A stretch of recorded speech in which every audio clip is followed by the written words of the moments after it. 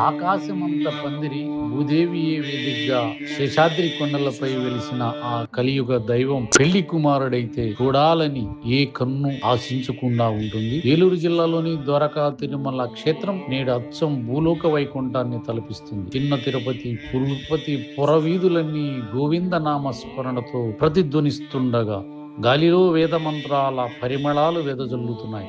బ్రహ్మోత్సవాల తొలి రోజైన నేడు స్వామివారు వరుడి అలంకారంలో దగదగలాడుతూ భక్తులకు దర్శనమిస్తుంటే ఆ దివ్య మంగళ స్వరూపాన్ని చూడటానికి రెండు కళ్ళు చాలడం లేదు.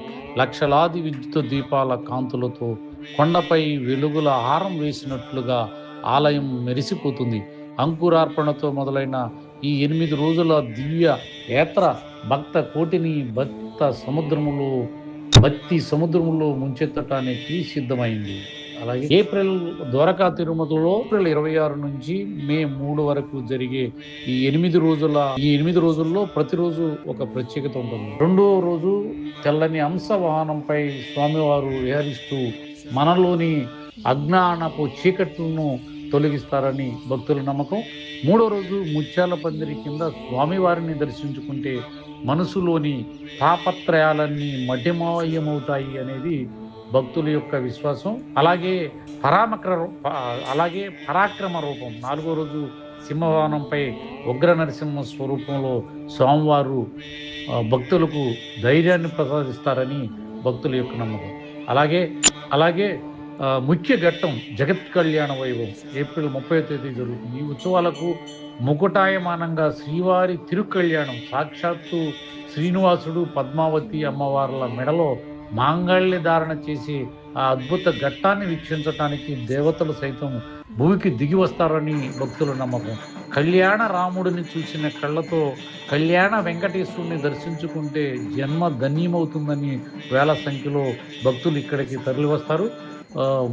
రథోత్సవం మరియు చక్రస్థానం మే 1 నుంచి మే 3 వరకు జరుగుతాయి. మే 1వ తేదీ జరిగే మహారథోత్సవం ఒక అద్భుతం. వేలాది మంది భక్తులు గోవింద గోవింద అంటూ రథాన్ని లాగుతుంటే ఆ రథ చక్రాల కింద మన్ను కూడా పునీతమవుతుంది.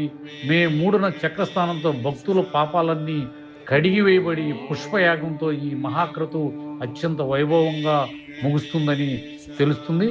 భక్తుల సౌకర్యార్థం దేవస్థానం ఆలయ ఈవో వెండ్ర త్రినాథరావు ఆధ్వర్యంలో దేవస్థానం విస్తృత ఏర్పాట్లు కూడా చేసింది.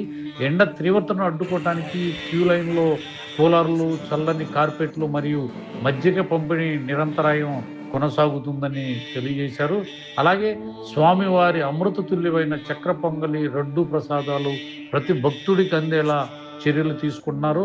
అలాగే సుదూర ప్రాంతాల నుంచి ఇక్కడికి చేరుకునే ఏలూరు, రాజమండ్రి, విజయవాడ నుంచి ప్రతి అరగంటకు ఒక ప్రత్యేక ఆర్టీసీ బస్సు కూడా అందుబాటులో ఉంది.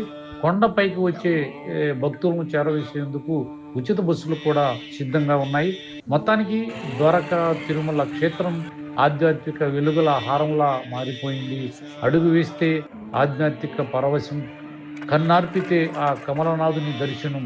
ఈ 8 రోజుల పాటు చిన్న తిరుపతిలో భూలోక వైకుంఠంగా మారి భక్త కోటికి ఆధ్యాత్మిక ఆనందాన్ని పంచనుంది. శ్రీవారి కృప